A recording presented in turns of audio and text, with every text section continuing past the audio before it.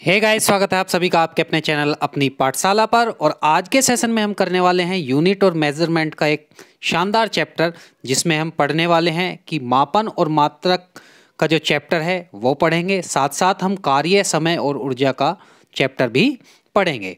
तो सबसे पहले जान लेते हैं कि एसआई इकाई क्या होती है।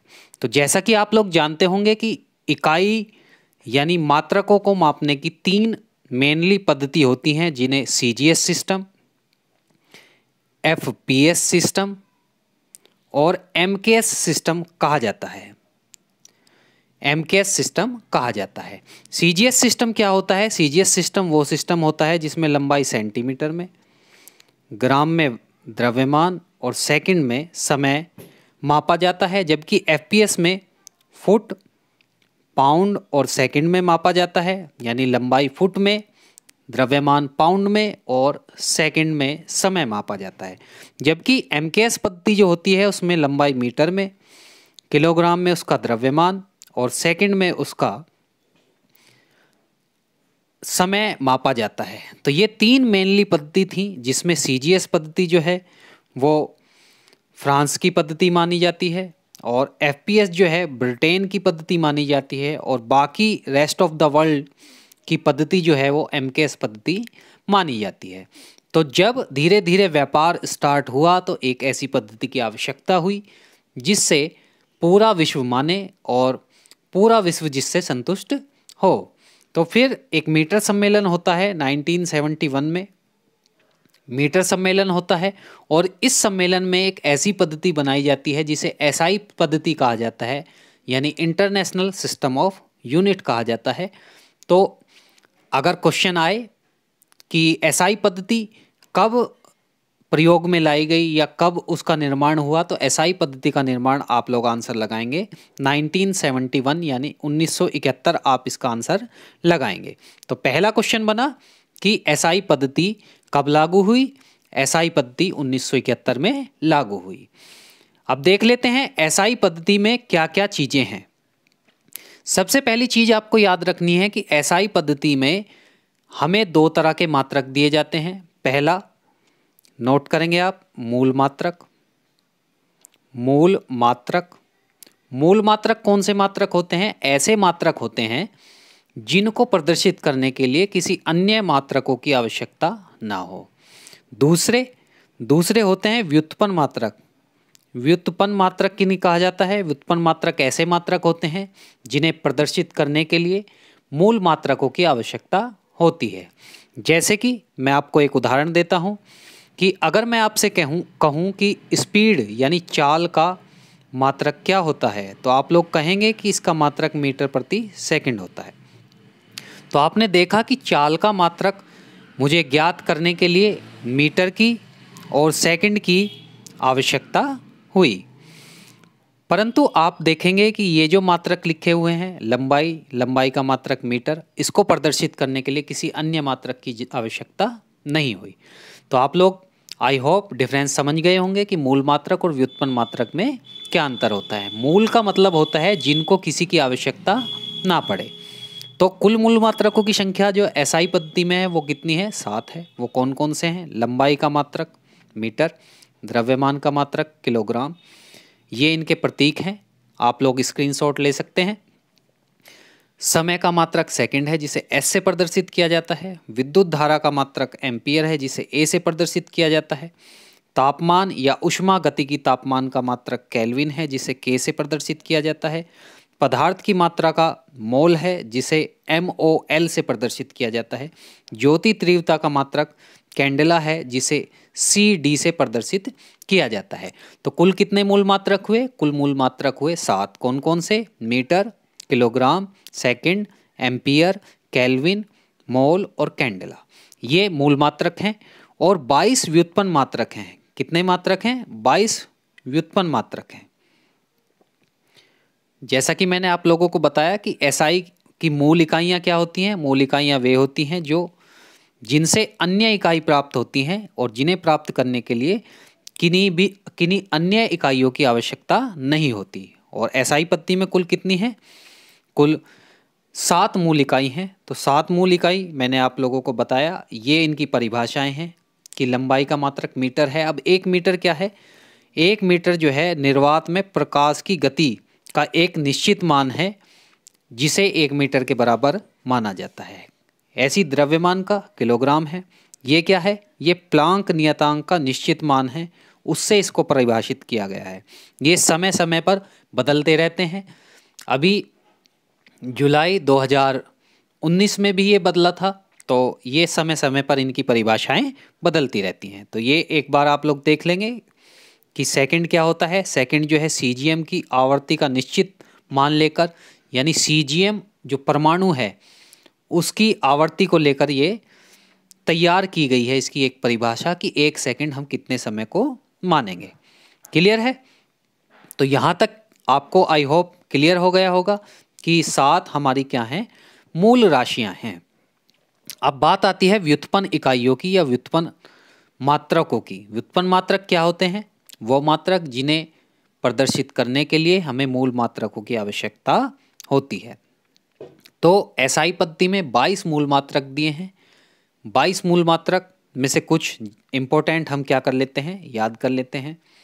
जैसे पहला, आवर्ती का मात्रक क्या होता है? आवर्ती का मात्रक हर्ट्ज होता है, जिसे एच जेड से प्रदर्शित किया जाता है। और हर्ट्ज जो है सेकंड इनवर्स के क्या होता है? बराबर होता है।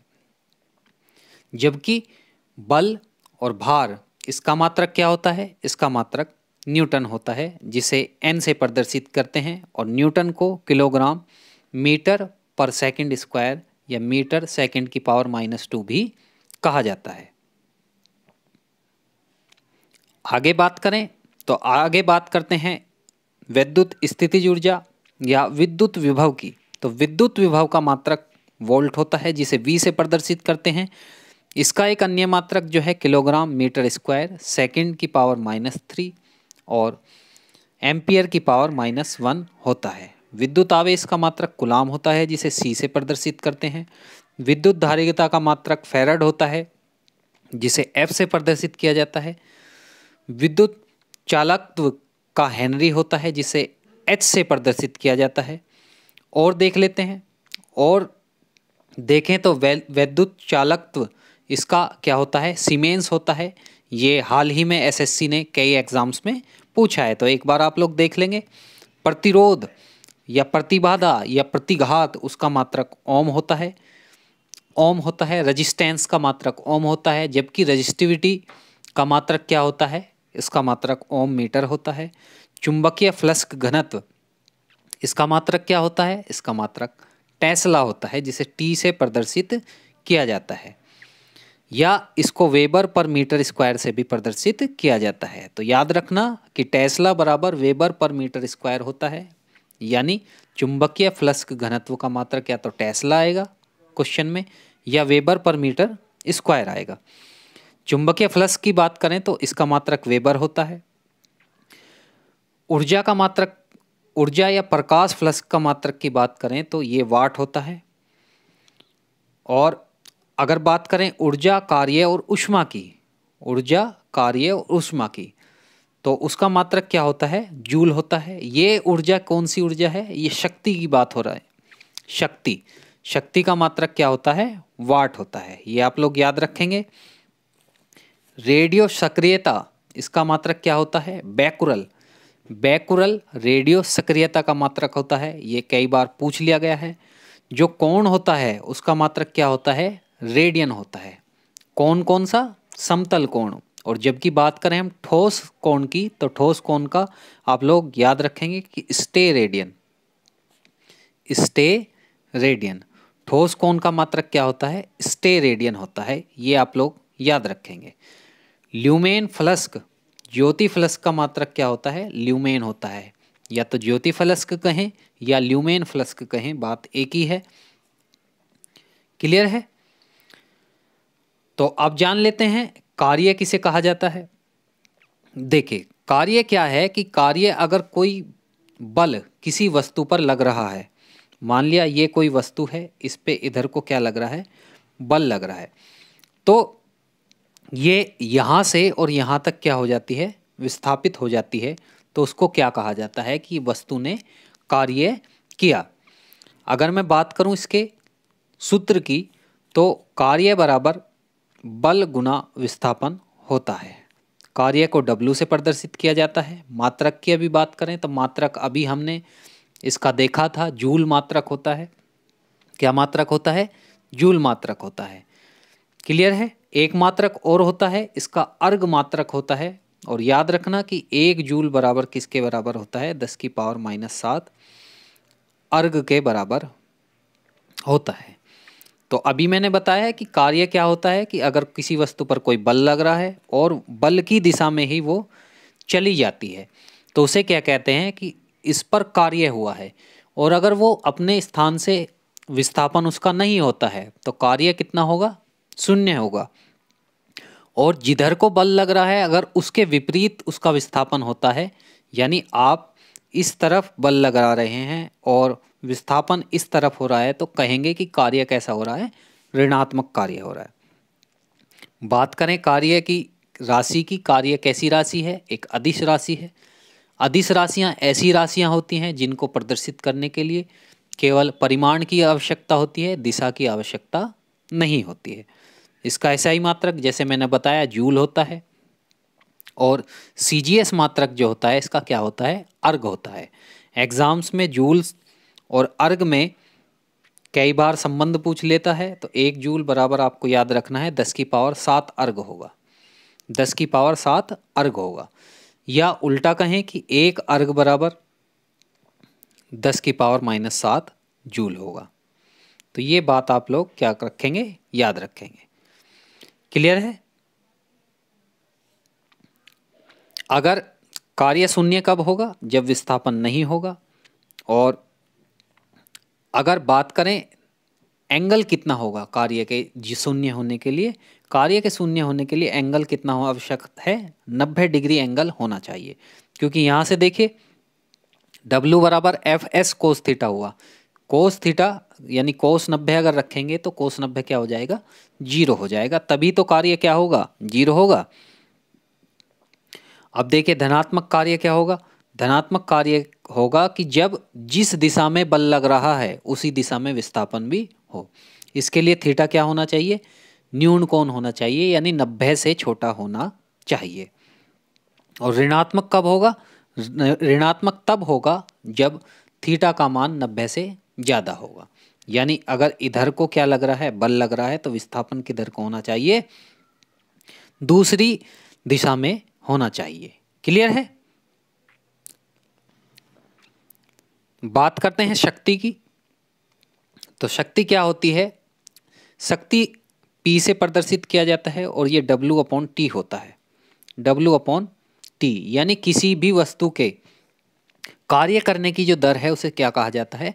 शक्ति। शक्ति को P से प्रदर्शित किया जाता है, पावर। और पावर का फॉर्मूला होता है P = W/T। P = W/T। शक्ति क्या होती है? किसी की भी कार्य करने की दर होती है, यानी किया गया कार्य और बटे उसके द्वारा लिया गया समय। शक्ति एक कैसी राशि है? एक अदिश राशि है। और इसकी इकाई क्या है? वाट है। और इसका जो विमीय सूत्र है वो mL⁻², T⁻³ है। इसकी जो अन्य इकाई जो पूछी जाती है एग्जाम में वो किलोवाट और हॉर्स पावर पूछी जाती है। 1 किलोवाट में 1000 वाट होते हैं और 1 हॉर्स पावर में 746 वाट होते हैं। तो ये बात आप लोगों को याद रखनी है। अब बात कर लेते हैं ऊर्जा क्या होती है। ऊर्जा किसी वस्तु की जो कार्य करने की क्षमता है, कार्य करने की क्षमता। देखिए शक्ति क्या थी? कार्य करने की दर। और ऊर्जा क्या है? कार्य करने की क्षमता। ये भी कैसी राशि है? ये एक अदिश राशि है। इसका मात्रक जूल है और अर्ग है। जूल और अर्ग में मैंने अभी संबंध समझाया कि 1 जूल बराबर 10⁻⁷ अर्ग होता है। विमीय सूत्र की बात करें mL⁻³ T⁻³ होता है। जो कार्य का विमीय सूत्र होता है या जो मात्रक होता है कार्य का, वो ही ऊष्मा और ऊर्जा का होता है। अब देखिए ऊर्जा कितनी प्रकार की होती है। ऊर्जा यांत्रिक ऊर्जा होती है, यानी किसी वस्तु के गति और स्थिति के कारण जो ऊर्जा होती है उसे यांत्रिक ऊर्जा कहा जाता है। रासायनिक ऊर्जा किसे कहा जाता है? रासायनिक ऊर्जा, प्रकाश ऊर्जा, ऊष्मीय ऊर्जा, ध्वनि ऊर्जा, परमाणु ऊर्जा और विद्युत ऊर्जा। तो पढ़ लेते हैं यहाँ से यांत्रिक ऊर्जा किसे कहा जाता है। यांत्रिक ऊर्जा यानी किसी बिंदु पर गतिज ऊर्जा और जितनी भी संभावित ऊर्जाएं हैं वे पूरी गति में क्या रहती हैं? स्थिर रहती हैं। ठीक है, यह समय पर निर्भर नहीं करता। ऊर्जा की मात्रा, ऊर्जा जो है वो समय पर निर्भर नहीं होती और इसे यांत्रिक ऊर्जा के संरक्षण के नाम से जाना जाता है। अब देखिए कहना क्या चाह रहा है। ये कहना चाह रहा है कि जितनी भी ऊर्जाएं होंगी उनका जो योग होगा वो नियत होगा। यानी अगर गतिज ऊर्जा बढ़ेगी तो जो स्थितिज ऊर्जा है वो उतनी ही घटेगी। क्लियर है? यानी जो संरक्षण का नियम है उसका मतलब है कि उसको एक चीज से दूसरी चीज में ट्रांसफर किया जा सकता है, ना तो उत्पन्न करा जा सकता है और ना ही उसे नष्ट किया जा सकता है। अब यांत्रिक ऊर्जा की बात करें तो यांत्रिक ऊर्जा दो प्रकार की होती हैं। पहली गतिज ऊर्जा, वस्तु की गति के कारण जो ऊर्जा उत्पन्न होती है या गति के आधार पर होने वाली जो ऊर्जा है उसको गतिज ऊर्जा कहा जाता है। इसका फॉर्मूला K = 1/2 mv² होता है। कितना? 1/2 mv², या इसे p²/2 mv कहा जा सकता है। स्थितिज ऊर्जा की बात करें तो वस्तु का जो विन्यास है या उसकी स्पेशल स्थिति है उसके कारण जो ऊर्जा है उसे स्थितिज ऊर्जा कहा जाता है। तो स्थितिज ऊर्जा दो तरह की होती है। गुरुत्वीय स्थितिज ऊर्जा जिसे mgh से प्रदर्शित किया जाता है और एक है स्प्रिंग में होने वाली स्थितिज ऊर्जा। स्प्रिंग में होने वाली स्थितिज ऊर्जा का फॉर्मूला क्या होता है? 1/2 kx²। kx²। एक आपको द्रव्यमान ऊर्जा संबंध याद रखना है, E = mc²। E = क्या? mc²। ये किसने दी थी? ये आइंस्टीन ने एक समीकरण दी थी कि किसी भी वस्तु की कुल ऊर्जा उसके द्रव्यमान और प्रकाश की चाल के स्क्वायर के गुणनफल के बराबर होती है। अब याद करेंगे हम ऊर्जा संरक्षण का सिद्धांत। तो ऊर्जा संरक्षण का सिद्धांत है कि ऊर्जा को ना तो उत्पन्न किया जा सकता है और ना ही नष्ट किया जा सकता है, केवल एक से दूसरे जो उसका रूप है, स्वरूप है, उसमें ढाला जा सकता है, बदला जा सकता है। जैसे कि मैं बात करूं सोलर ऊर्जा को किस में बदला जा सकता है? विद्युत ऊर्जा में, विद्युत ऊर्जा को यांत्रिक ऊर्जा में, यांत्रिक ऊर्जा को विद्युत ऊर्जा में, ध्वनि ऊर्जा को विद्युत ऊर्जा में, फिर विद्युत ऊर्जा को ध्वनि ऊर्जा में, ऐसे चेंज किया जा सकता है। जैसे विद्युत मोटर जो है वो विद्युत ऊर्जा को यांत्रिक ऊर्जा में कन्वर्ट करता है, जबकि जनरेटर जो है यांत्रिक ऊर्जा को विद्युत ऊर्जा में कन्वर्ट करता है। जो मोमबत्ती है वो रासायनिक ऊर्जा को किस में कन्वर्ट करती है? वो ताप ऊर्जा में या ऊष्मीय ऊर्जा में प्रदर्शित कन्वर्ट करती है। तो यानी सभी तरह की ऊर्जाओं का जो योग है वो हमेशा क्या रहेगा? वो स्थिर रहेगा। तो ये वीडियो यहीं तक थी। वीडियो आपको कैसी लगी कमेंट बॉक्स में मुझे ज़रूर बताएं। वीडियो अगर अच्छी लगी हो तो वीडियो को लाइक करें, शेयर करें और चैनल को अगर आपने सब्सक्राइब नहीं किया हो तो चैनल को सब्सक्राइब करें। इस वीडियो में इतना ही। मिलते हैं एक और नए चैप्टर के साथ। तब तक के लिए बहुत बहुत धन्यवाद।